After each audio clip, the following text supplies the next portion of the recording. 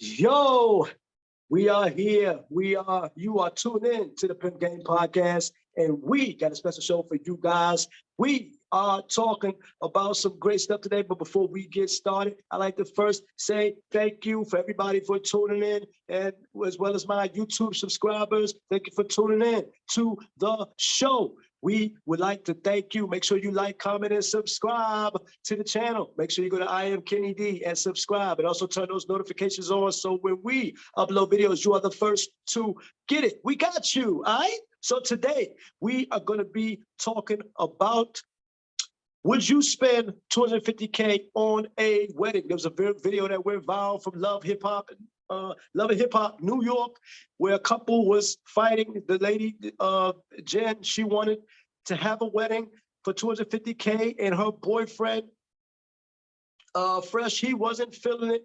He wasn't doing it. Would you spend $250K on a wedding? And then at the bottom of the hour, 8:30, that's right, we got a special guest. She goes by the name of Taylor FRUCEL. She will be on the show, all right, to talk about what she got going on.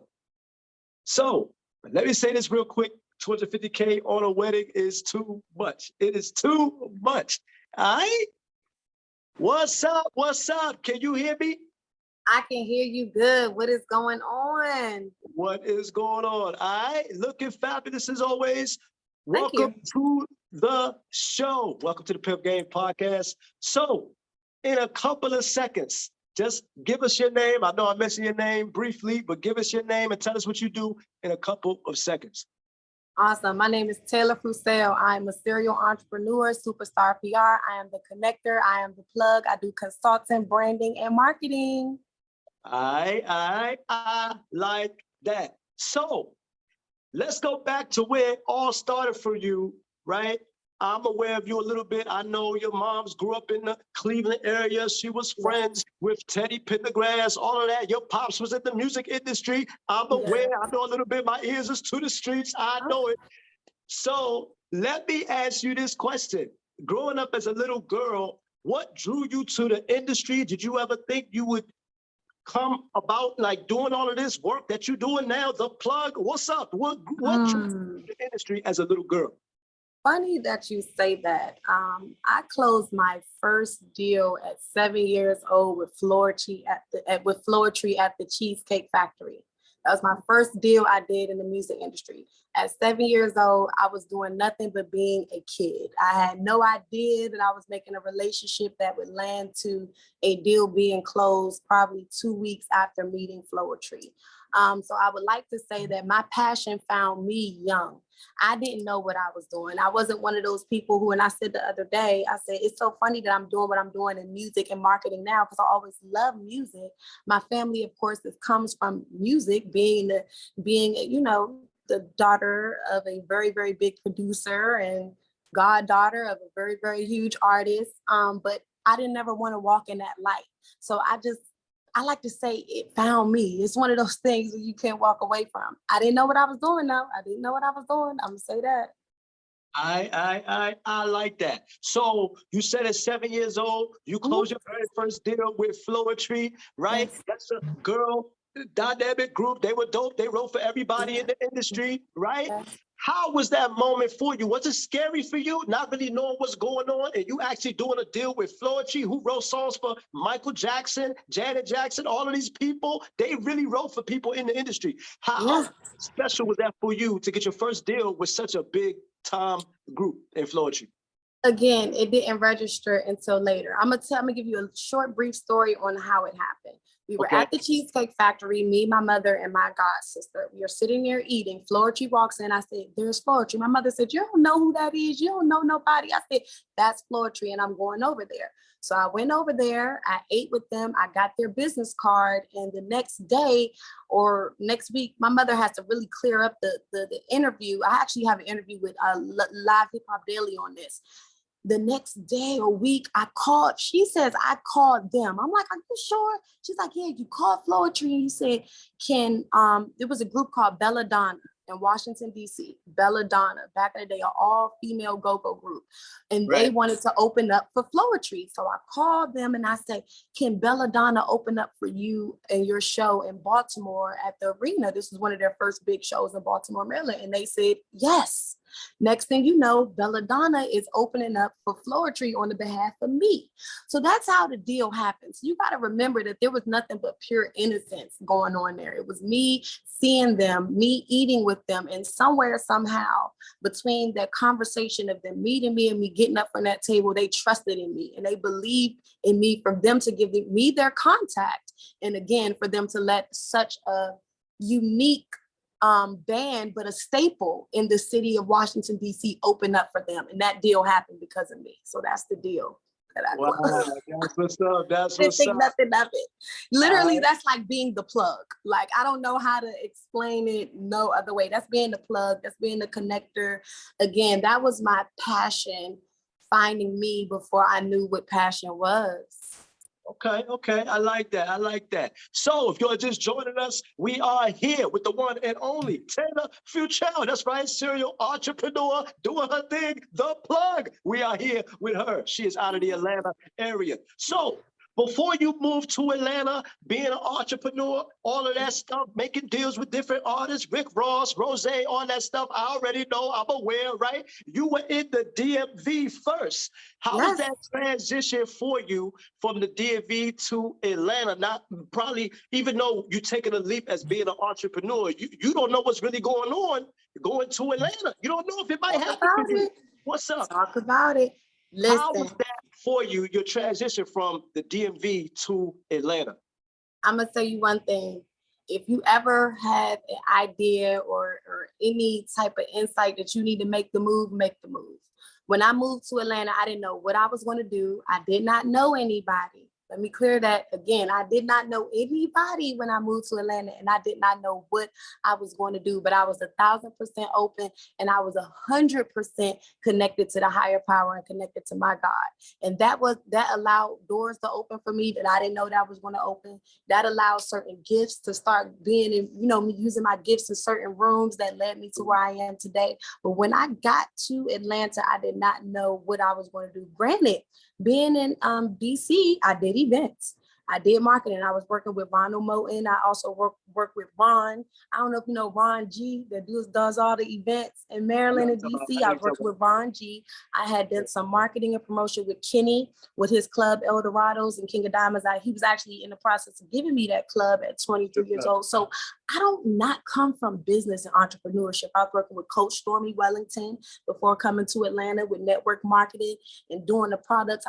218 people I enrolled into the company. I mean, I'm not new to business, but I did not know exactly what I was going to do. I moved, and I'm not talking about I just relocated. I moved on action. I went into rooms that would change my life and started to be myself. Okay, you got to be your authentic self, because out here in Atlanta, there's a lot of people that don't do what they say they're going to do. So when you come into this city and you're being your authentic self and you're in rooms that is going to change your life, that's what's going to happen. And you just got to be smart. You got to be open, man. You got to be open-minded. I just like to tell people that, because we get stuck in society labeling us, oh, you can only do this, or you're this, or you're 9 to 5, or you put a label on yourself, and that label puts limitations on your success and on your future. And I had those limitations when I moved to Atlanta. I was straight open, and I'm still open, and that's why those opportunities overflow. And I'm grateful. All right. I like that. So those opportunities open for you. What was the first domino effect that fell for you when you got to Atlanta, not knowing whether you was going to make a deal or not? You just going off a straight belief in yourself. What was the first domino that fell for you when you moved to the A? It was a reality TV show. I was in a reality TV show my first few months of being in Atlanta. I sought out a reality TV show deal. I mean, it found me, but I was in the right room, connected with a producer.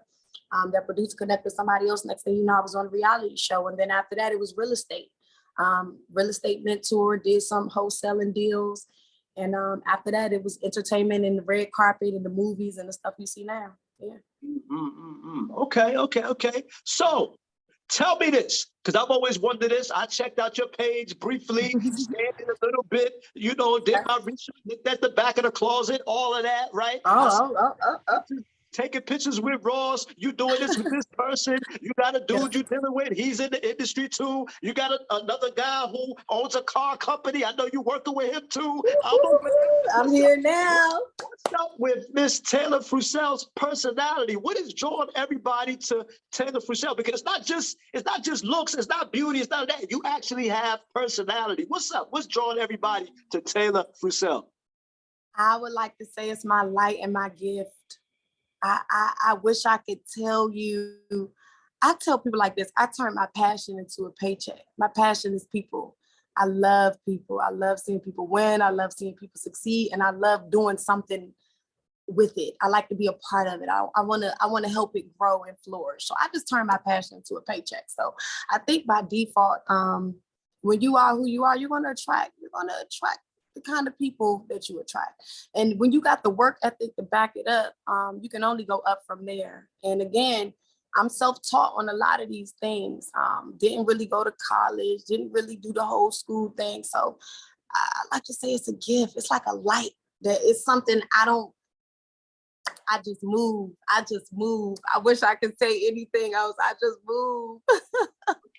Okay. I like that. Once again, if you are just joining us, you are tuned in to the Pimp Game Podcast, and we are here with the lovely Taylor FRUCEL, serial entrepreneur, doing her thing. The plug, we got you. All right. So let me ask you this: you in Atlanta, you making moves, you doing things as you wish. You had a little run-in with Waka Flocka, him working with you, right? I'm aware. You didn't know I knew it, all right?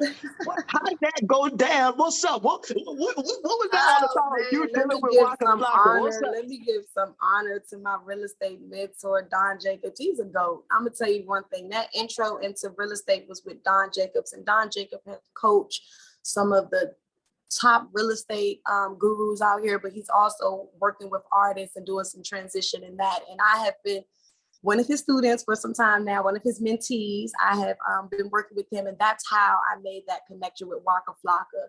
Waka Flocka came in, he spoke to us, he spoke life into us, he gave us information on the metaverse, blockchain, insurance, he's a really smart guy. You don't know that just probably from hearing the music, but when it comes to business and stuff, he is very, very, very smart. And he is very successful, and he is self-made and self-paid. So being able to connect with that brother, I'm gonna tell you one thing, it was definitely impactful. And not only that, universe just keeps you, I'm gonna tell you about this universe that don't play.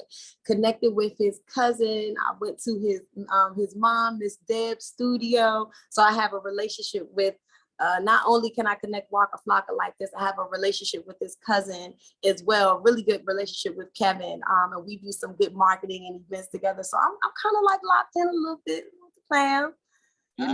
Definitely big shout out to everybody who plugs me, because the plug gotta have a socket, right? So big shout out to my plugs. Okay. I like that. So you have something going on, a collaboration with Drummer Boy.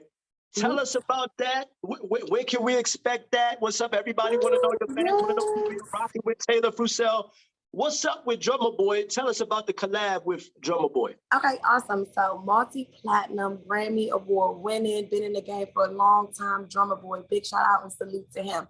We have something we're putting together for South by Southwest. I'm honored to be his PR for the last few events that he has here in Atlanta, Georgia. I did the BT Experience Gift and Suite with him. I just did his anniversary at his store, his 5-year anniversary at his store. So I'm really connected with him. And what we have going on South by Southwest, we're doing a plug and play. We're doing a meet and greet. We're doing a performance stage. We're going to be doing interviews with him and Dime Piece for his podcast. And you get to really play your music for Drummer Boy if you are an artist. You get to play your beats for Drummer Boy if you are a producer. We're going to have some amazing prizes for producers to be able to win a chance to collaborate with him in some of his upcoming projects. As you know, he's worked with Jeezy, he's worked with Waka Flocka, he's worked with Young Dolph, he's worked with, Gucci Man, he's worked with T.I., he's worked with 2 Chainz, he's worked with some of the best from the start of their career to current. So that's what we have going on with Drummer Boy, South by Southwest Drummer Boy Takeover. He's been doing it for 4 years. It's the 5th year. And of course, who else better than to have on it other than me? So that's what we got going on with Drummer Boy. Okay. Super excited. Shout out to Drummer Boy, working in the industry for years, doing his thing. So let me ask you this.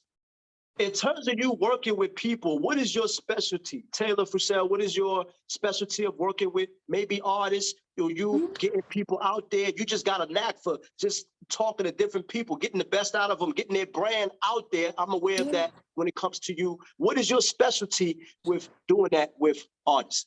Marketing.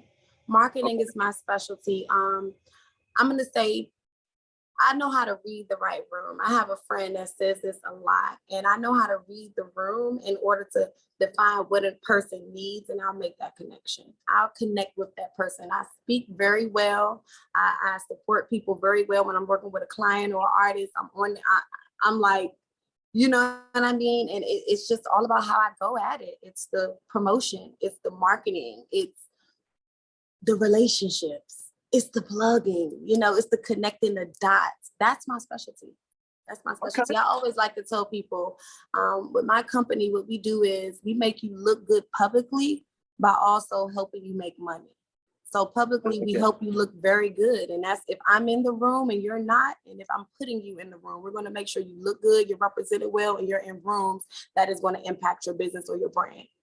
I like that. I like that. I like that. So are there any artists that you want to work with now, whether it's maybe that you haven't worked with yet? I don't know. Maybe, I don't know, Lauryn Hill. Maybe you want to tighten her up. Maybe like that. One artist. What artist? Two. I got a female and a male. A female and a male. Drake and Cardi B. I'm going to work with Cardi B. Already done connected with the PR. Look, I'm already out here. Listen. Okay. Cardi B is up. I'm gonna be working with her. I will whatever she needs me to do. I have made clothes for Cardi B already that she has not seen yet. I have made stuff items for her. I would love to do her PR. I am just a fan of her journey. I'm a fan of her journey, and I will do everything that I can to make sure that she's represented well in her up and coming projects. So Cardi B is up.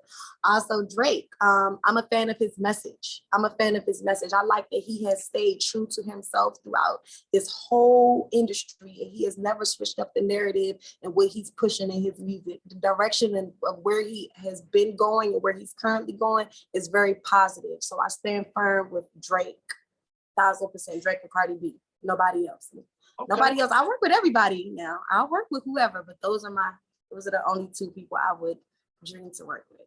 I like that. So when you are working with these artists, do you come to them and say, hey, Cardi B, maybe we could do this better for your brand? Drake, maybe we could do this better for your brand. Is this something that you just take full control on and let the artist know, like, hey, I think this would be best for your brand so that we can get you out and maximize your abilities? Yes, there's always things like that I put together. That's what I do. I put together custom campaigns based on what an artist needs. Because if you come to me and you're an independent artist, your package isn't going to be the same as a Derez Deshawn. Your package isn't going to be the same as a Cardi B. So I'll look at what you're currently working on, up and coming projects, what you envision for yourself, and then I'll put together a custom campaign to match that. So whether that's street team, whether that's billboards, whether that's advertising, whether that's shooting your video, whether that's placements, whether it's BT jams, whether it's award shows, whatever it is that we set up for you, that's what we do within that campaign.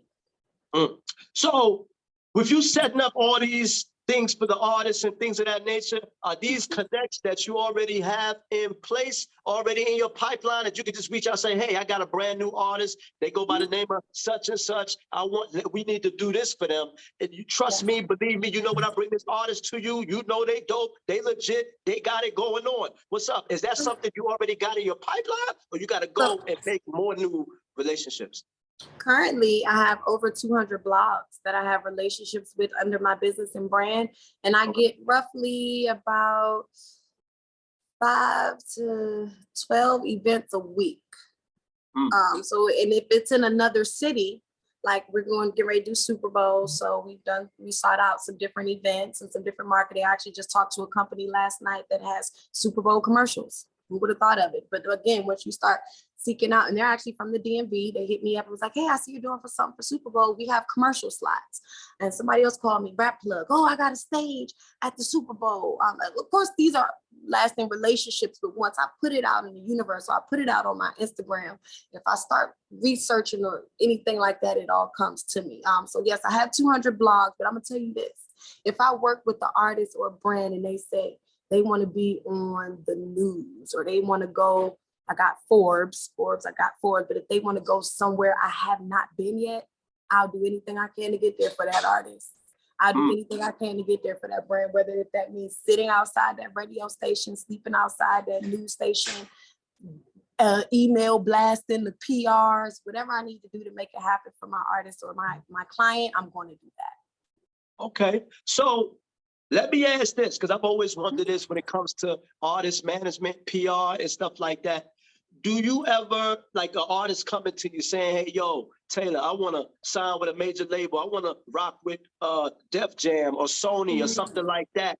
Do you ever get in the boardrooms with these A&Rs and talk to the major guys, the big players and stuff like that about your artists? So I have some connections with Def Jam, Universal, Empire, and In Grooves. So it is a conversation that can be had for distribution, but I don't do any type of, how do you say it? I don't really handle the contract side of things. Like I'll put you in the room, I'll let you make the connection, but I won't tell you which direction to go in with your contract. That's more on the management side. I would say hire an entertainment attorney. I would guide people in the direction that when it's time to actually pick that deal, but I will put them in the right rooms and into the right conversation.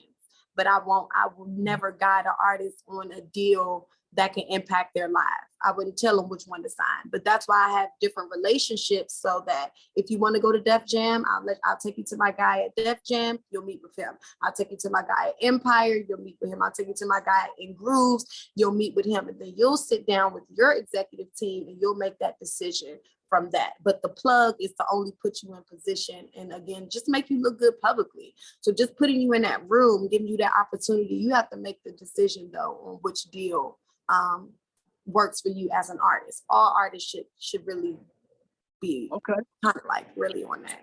Yeah. Nice. So in terms of an artist, so far since you've been doing the PR, things of that nature, working with people, getting their brands out there, what is the most difficult challenge you've had since getting into the PR game and doing stuff? What's the most challenge that Miss Taylor FRUCEL has had? So I didn't know this. With me being so new to, because mind you, I've been in business branding and marketing and helping people grow businesses for a long time, but being in PR has really only been since I've been in Atlanta. So that's about roughly 2.5 going on 3 years. And for me, I had to do PR for a candlelight visual and a funeral. Recently, I got super attached to an artist group and one of the artists passed away. And I didn't realize, other than doing research, that is the hardest job for PR. To be able to do a funeral and a candlelight visual and to make it a celebration and make it not sad I had that like a week before that, I did their listening party. The week after, I did their candlelight visual. Of course, funerals and candlelight visuals, all that stuff comes in fast. That's not something you get 2 weeks to plan, 30 days to plan, promote with flyers and all that other stuff. You got to kind of do that in like 2 days. You get like 24 hours to do those kind of things. And that was my biggest challenge, but it was my greatest honor.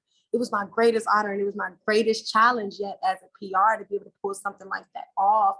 Also, the BET experience. I coordinated a 4-day event, 4 days, 4 different venues, 4 different stages, and I went in. That was my biggest event. I had to do the PR, I had to do the flyers, I had to do the artists, I had to do the marketing, I had to pick the team, I had to find the venues, I had to That was my greatest honor, but my greatest challenge. So those are just some of the things that I've been able to accomplish in a short amount of time. But I'm honored. I'm honored again. And what we're doing here, I want to touch on this really quickly. What we're doing here with the Black Electric Car Company and this technology company, Derek Automotive, what we're doing here is really impactful, because this metaverse scanner is able to get artists scanned into the metaverse. It's a 3D avatar scanner. So you literally come in here, you get your 3D photo avatar done, you get it scanned, you're able to get into the metaverse and participate in different events. You know, the metaverse has a whole world outside of what we're in now. But then also this same avatar is able to show up in the universe. And in phase one, it's just able to show up. You're able to kind of put it in pictures and, you know, your deceased loved ones and your inventory and all those amazing things that you want to bring from photo to reality. But then second phase is that being able to perform, talk, communicate, and move around the universe as an avatar. Of course, there's different things you're going to be needing, like an app and making sure that people are in the same room as you to be able to see this avatar, but you don't have to be there yourself. Once they have the link to this avatar is now able to expand and move around. So we're still working on some things with the different phases, but this company also takes old schools and turns them into electric. So if you think about the market of how many cars need to be refurbished, or how many old schools that we can turn new, this company is super impactful. It's Black owned. They have patents that are Black owned. We have nothing but Black technology and everything in this company. So this is history in the making. This is super impactful. And I'm doing an event on the 2nd here in Atlanta, Georgia, February 2nd, where we're going to introduce this scanner to the world. This is the first scanner party in the East Coast. Okay, this is the only scanner, period, in Atlanta. So this is just really impactful, because I like to say you gotta stay 10 steps ahead or you're gonna be 5 steps behind. And what we're doing with this technology and what we're doing with electric vehicles is super, super impactful. It's just time for people to get aligned and just have knowledge about that. I mean, everything that we do is cool and it's pretty and it's cute, but if we could be ahead and be first, that's where we win it. We be ahead of the game and we're first. That's where we win it. Okay. I like that. So make sure you ahead of the game. And let me say this, because I didn't know this. It is so dope. You actually have a chain that says plug. I love it. What's up? Where can we get the chain? What's up? I got a K on mine. I like the plug though. I like that. Where can we get a plug chain like Taylor FRUCEL? What's up? Oh my goodness. I can't tell you where you can get the plug chain, but I can tell you this. If you pull up on me at my next event, I might plug you in with some different things, so that then you can start getting in line and be plugged too. I don't know about no plug too, but it's all right. We're going to have to roll with it. We're going to rock with it. All right. So, Taylor, tell us, for that young girl out there who trying to do her own thing like Taylor FRUCEL, for that young dude out there who trying to be a PR, do his own thing like Taylor FRUCEL, what would you advise them to do, or maybe to look out for, some pitfalls to look for if they want to get into the industry in the PR game? Okay, so first thing I'm going to tell you to do is, let's see, because I wish I could say I have all these amazing structure. I'm going to say move with no limits. Limitless potential for yourself. But you see, like, don't put no limit or no ceiling on it. Like, if you want to work with a certain client, or if you want to tap into a certain industry, or if you want to go corporate, or if you want to go on a tour, if you want to just put no limits on yourself. Of course, have structure, write it out, have some type of plan, and find the people, at least 3 to 5 people that's around you that you could put in position to help you see that plan come to fruition. That's the first thing I would say on what you would do. And just don't let nothing stop you. Don't let nothing get you down. Don't let the people that's gonna say, why you doing something different, or why you quitting your job, or why you're not saying quit your job. Don't quit your job. Follow your heart. Don't do that. But I'm just saying, don't listen to the naysayers. You guys gotta really just get out there and go, and just try to have some type of structure though. Don't let yourself out in the wind and don't have no structure. Have structure and get out there and go. And believe in yourself. Believe in yourself before you believe in anybody else. People are gonna come and go. One thing people are gonna do, they're gonna come and they're gonna go. And you can't control people, but you can control yourself. You can believe in yourself. And what I would tell myself is reach your highest level of you. Like, try to always strive for the highest level. So if that's your highest level of peace, your highest level of health, your highest level of love, your highest level of being connected with the universe or God or whatever it is that you believe in, just try to reach that highest level. Because when you put that type of effort out there, you kind of can't lack. But when you be like negative and doubtful and all of that, it kind of makes you lack a little bit. And it's something that's imperfect. You're not going to be able to do this all the time, but just practice, just practice on keep going and staying positive. Don't let nobody stop you. Okay.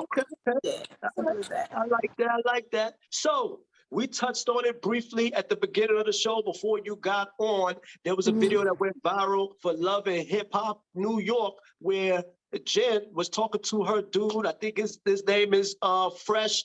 And she wanted a $250,000 wedding. She wanted him to pay for it. What is your thoughts on that? Do you think a man should provide a woman a $250,000 wedding? What is your thoughts, Miss Taylor FRUCEL? What's up? What is your opinion? I'm going to tell you this. Wedding? Okay. As a woman that definitely thinks that she should have everything she wants and desire when it comes to things like weddings and stuff like that, you just got to make sure it's feasible. Like if your man can afford it, make sure it's not going to be something that you're not doing it just for the hype or for the people, right? If that makes sense. Like if his budget is $75,000 and you want him to give you a $250,000 wedding, you're not being reasonable. You know what I mean? If that's going to put your family in debt, for you to have this wedding for like social media or for Love and Hip Hop, cut it out. But get a sponsor, get a PR. Look, I'm about to tell her how to be smart. Get you a PR, tell your PR, get you some sponsorships and be like, we about to put on this celebrity wedding. This is my guest list. I need 10,000. I need it. But that's a whole nother level. But no, if she's a woman, she should get what she wants, but she should be smart. She should be smart about everything she wants.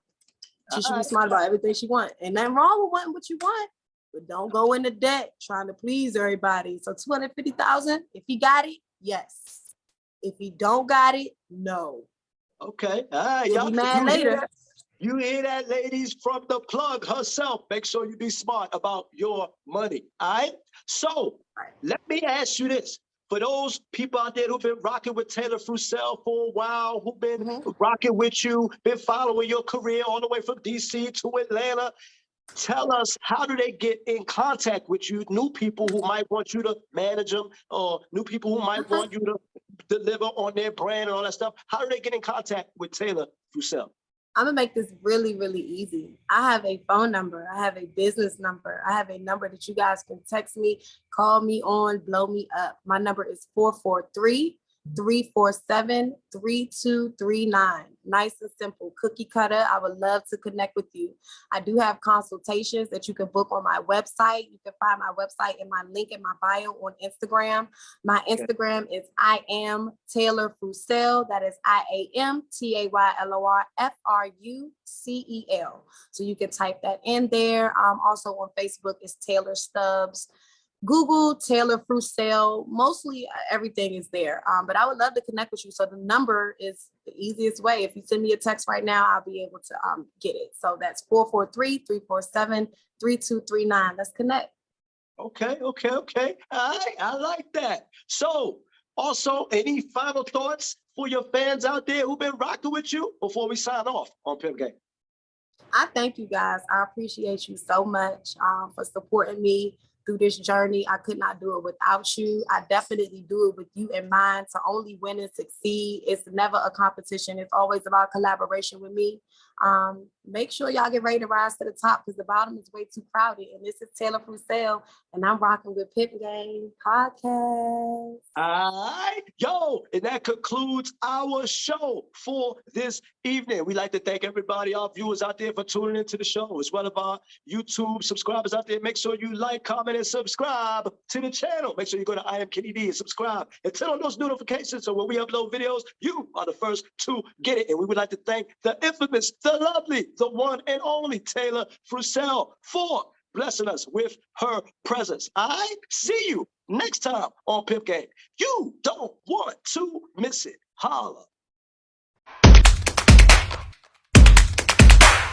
Audio Jungle.